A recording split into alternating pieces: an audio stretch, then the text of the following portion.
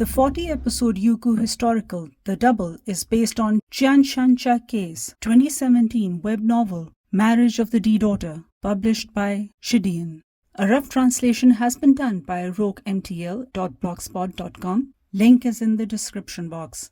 It's a novel with 245 chapters, and which is being translated into English by the fabulous bloomingtranslation.home.blog site since 2019. It is still ongoing, and you can check that out too. They need support and appreciation for introducing Chinese literature to English understanding world.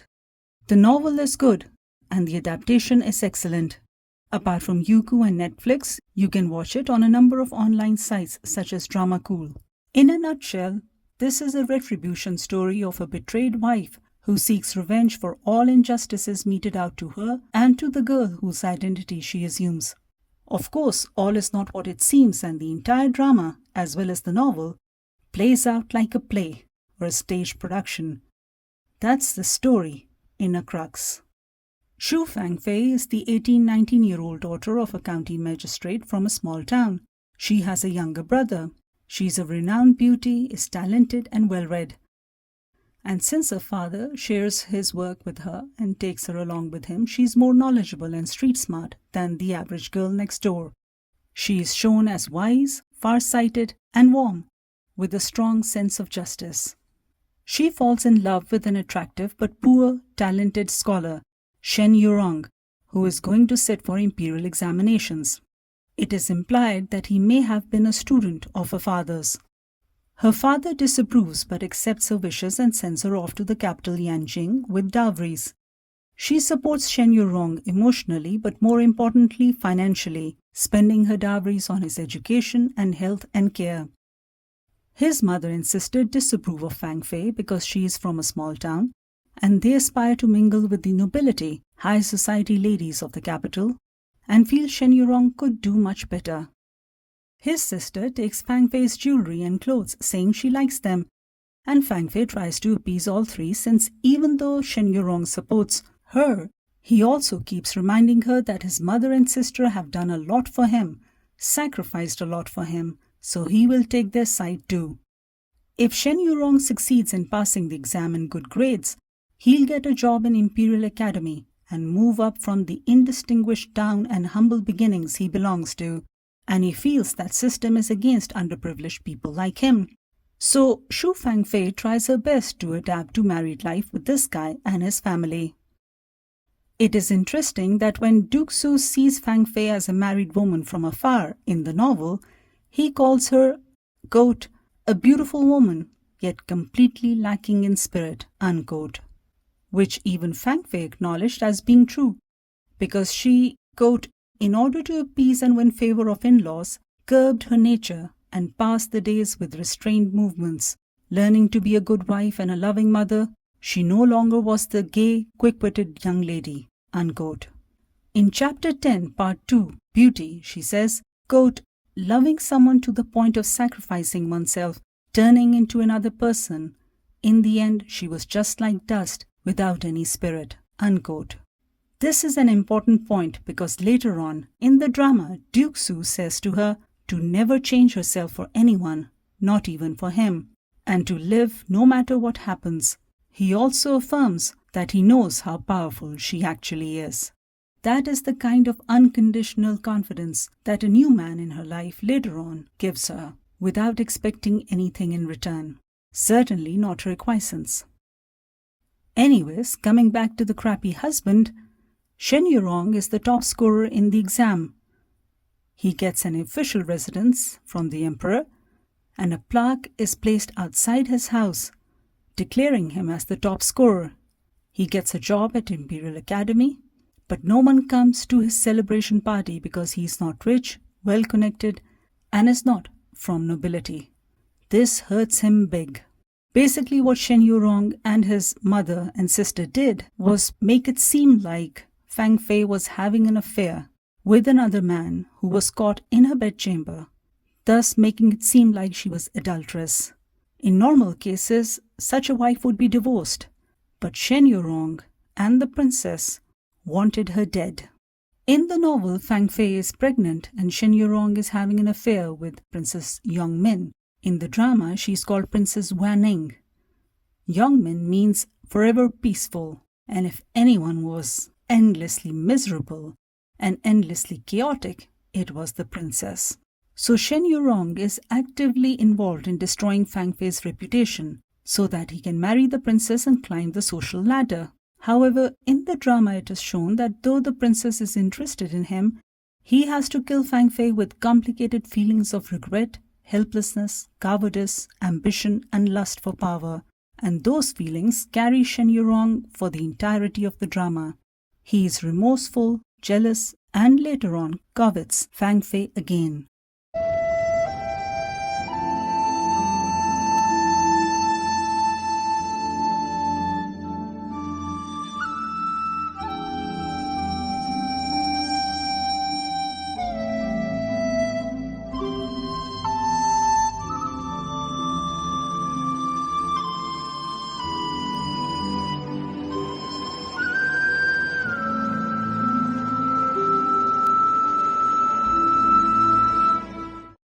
In the novel, Princess actively poisons Fangfei to miscarry and then boldly enters her room with 2 of her maids to kill her, to make it look like it's a suicide by an ashamed wife.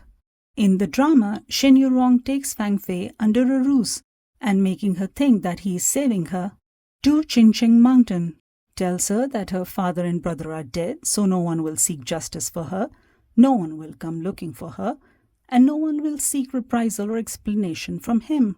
And then he promptly hits her with a hoe, buries her alive, and goes back to prepare a grand funeral and shed crocodile tears over the dead wife, but not before having another tryst with the princess. Bottom line is, Fangfei has to die to maintain Shen Yurong's image and cannot be divorced. In the novel, her soul transmigrates into the body of a dying Jiang Li, the 15-year-old girl of nobility stuck in a convent for 8 years, because of the evil machinations of her stepmother and indifference of her father. In the drama, Fangfei assumes the identity of the dying Jiang Li, who had saved her previously. Xue Fangfei then takes revenge for herself, her father and brother, and Jiang Li, as well as for a few side characters. There are minor differences between the novel and the TV adaptation, none more effective than changing the plot from a reincarnation transmigration of soul in another body to that of assuming the identity of another person. I think this choice elevated the tension and complication in the drama. Shen Yurong is a manipulative snake who is far more cruel than even his mother, sister, princess, all of the emperor's enemies or the courtiers. I think in evilness, Jiang Li's stepmother, Shan, took the cake, but Shen Yurong was a close second. But he does try to change the way candidates get selected for imperial exams by removing recommendations from rich people and nobility and making it a merit-based system. That was probably the only progressive thing that he ever did. Duke Xue is perfection personified in the novel and in the drama. It's an overdone trope that a poverty-stricken spirited girl will be loved and saved by a rich guy. But here the main leads circle each other, their paths cross each other's. He's a spymaster investigating a corruption case that evolves into a court and coup conspiracy against the emperor, while she is just trying to take revenge for herself and Jiang Li. Duke Xue is 24, son and grandson of well-respected generals. His father married a fallen-from-grace court official's daughter, who was dumped in a brothel because she was the daughter of a concubine. He is raised by his grandfather since his mother died young and father was poisoned. In the drama, his father was deceived and died in the battlefield, and his mother died of a broken heart.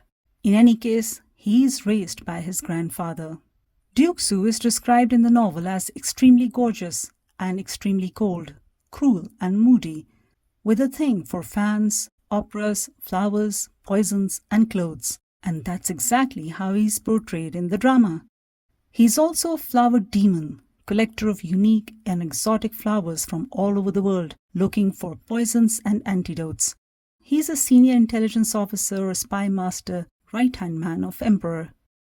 Since Fangfei is impersonating Jiang Li and is not a soul living in another body, Duke Xue immediately recognizes her and understands the new Jiang Li's motives and actions, and uses the retribution arc for his own advantage. He calls her Ali throughout, and the way he says it is swoon-worthy. Ali is Fangfei's pet name, and an endearing way to call Jiang Li is also Ali. In the novel, he finds out about her true nature and the conundrum resulting from it in the end, and accepts her the way she is.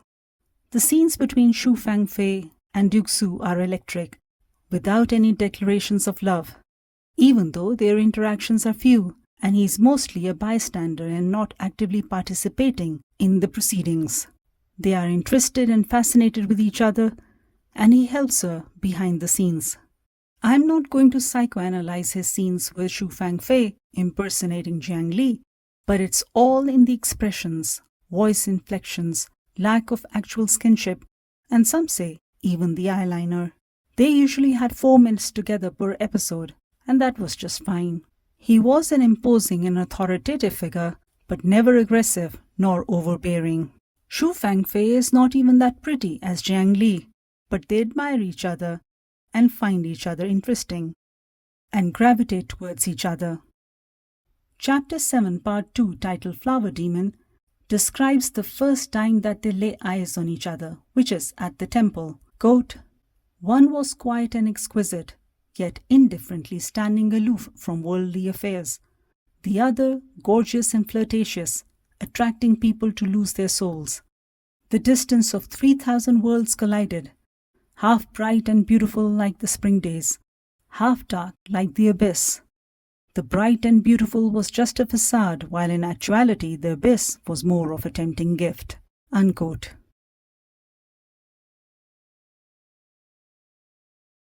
The last scenes in episode 40 make it seem like Duke Xue died on the battlefield with his 2 bodyguards. And hence, the jump cut makes it seem like it was all a dream of Duke Xue to reunite with his beloved. However, I am willing to give it a benefit of doubt, considering his voice in the last scene, charging his horse to go faster, the scenes in chapter 241 of the novel, and episode 40.5, which was the 5-minute extra episode special that was released after the release of the 40 episodes on Netflix, as cartoonish as that 5-minute sequence may have been, all make it seem like it is a happy ending after all.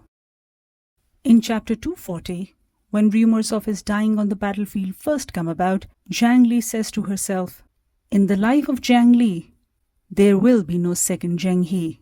However, by chapter 241, he's there, as mercurial as ever. He prepares her dowry, they get married, and they leave the world of imperial court and political intrigue behind.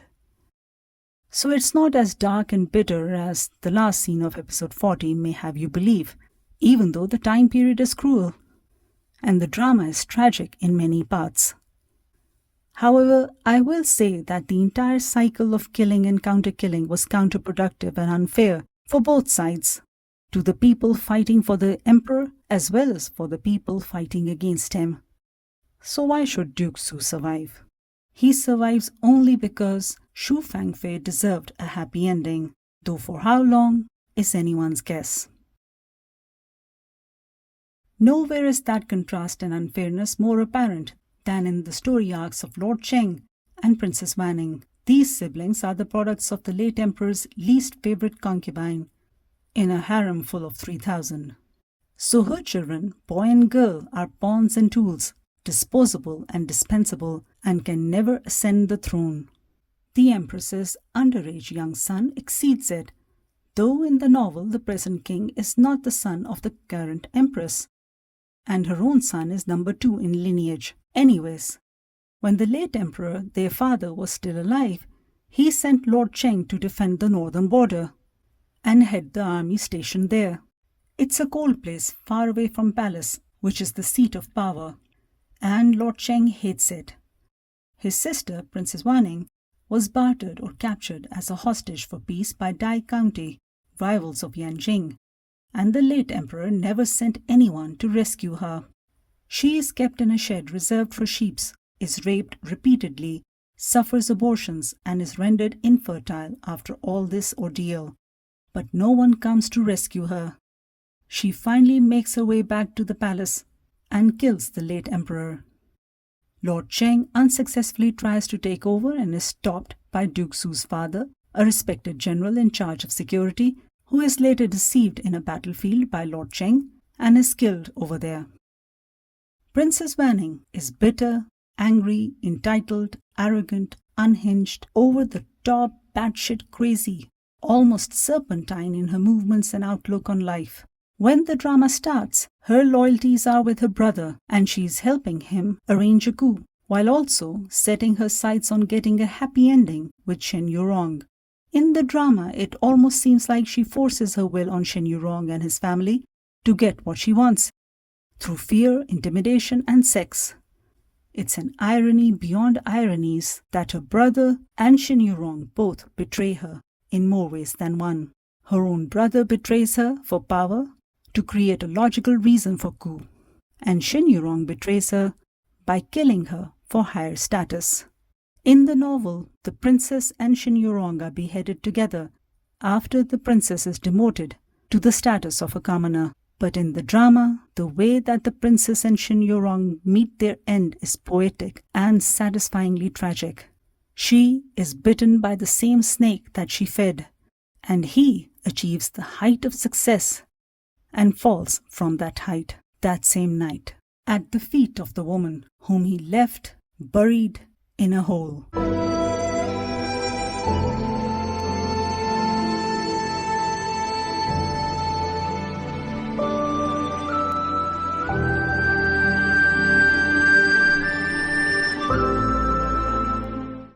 Women are used, abused, discarded, and otherwise maligned more than men in this drama, but that is a sign of the times. The worst that happens to a man is death, confinement, or madness, or all of the above. Women's destinies are multi-layered. However, I did not feel sorry for anyone more than Jiang Li. She is the daughter of Senior Grand Secretary and Emperor's teacher, and his first wife, who was from a very rich merchant family. So Jiang Li is a noble, rich girl. Jiang Yunbei is the most clueless character in the entire drama, and I hated him more than Shen Yurong. Yes, as irritating as Shen Yurong was, he was nothing compared to Jiang Yunbei. Jiang Yunbei had 2 tongfangs, that is bed warmers, one of whom produced a daughter. Then he was married. His first wife was Jiang Li's mother. This marriage was arranged. The concubine's daughter was killed by the second wife. The first wife was poisoned by the second wife. The second wife is loved by him. Jiang Yunbei loves her and does what she tells him to do. Jiang Li is a scapegoat for second wife's machinations, sent off to a convent for 10 years, 8 in the novel, because she is accused of trying to kill second wife and her unborn child. This is done to make sure that second wife has total control and no rival and no added responsibility. But there is so much spite in that woman. The second wife's name is Jishiran. She has a daughter and a son with this Jiang Yunbei. Now Jishiran's sister is Emperor's favorite concubine, so she's well connected. But I was furious with Jiang Yunbei. This guy has kids left, right and center and doesn't know anything that goes on in their lives, is totally under the thumb of his syrupy, conniving wife and never sees nor inquires or writes to his eldest daughter, who is living a poverty-stricken life in a convent. He doesn't bat an eye on all the suspicious deaths in his family. Jishiran, the second wife, did make sure that her mask of gentle, compassionate composer never wears off. So even the things sent by grandmother to Jiang Li were confiscated. Jiang Li's marriage to another noble is transferred to Jishiran's daughter. This is why Jiang Li kills herself in the novel, by throwing herself in the lake. She's also shown as ill-tempered, rash, and rude. At least that's how she's remembered in the convent. But then she had no education, no tutors, no grooming for 8 long years to adulthood. So I personally felt it was unfair to remember her in that way or describe her in that way. This is a girl who had world at her feet and deserved everything in the world because of the accident of birth. However, she did not know that a Jishuran would enter her life. But if you cannot depend on your father or your parent, who can you depend on? The second wife, or her children, or the lady at the convent? Even though the father was remorseful by the end, in the drama as well as in the novel, I still feel that Jiang Li was abandoned by her father, grandmother, and even relatives from her mother's side, none of whom ever inquired about her or wrote to her or visited her. She was trapped in a jail at 8 years of age, with no end in sight, and dies 10 years later, having never escaped that jail, that is the convent, asking Xue Fangfei to tell her family that she'll never forgive them. Jiang Yunbei did not deserve the grace Xue Fangfei gives him at the end of the drama, and he certainly did not deserve to be called a father. He just didn't care and only reclaimed Jiang Li as an adult to save his own reputation. In fact, that was the only thing that he ever cared for, other than that shrew of a second wife that he had.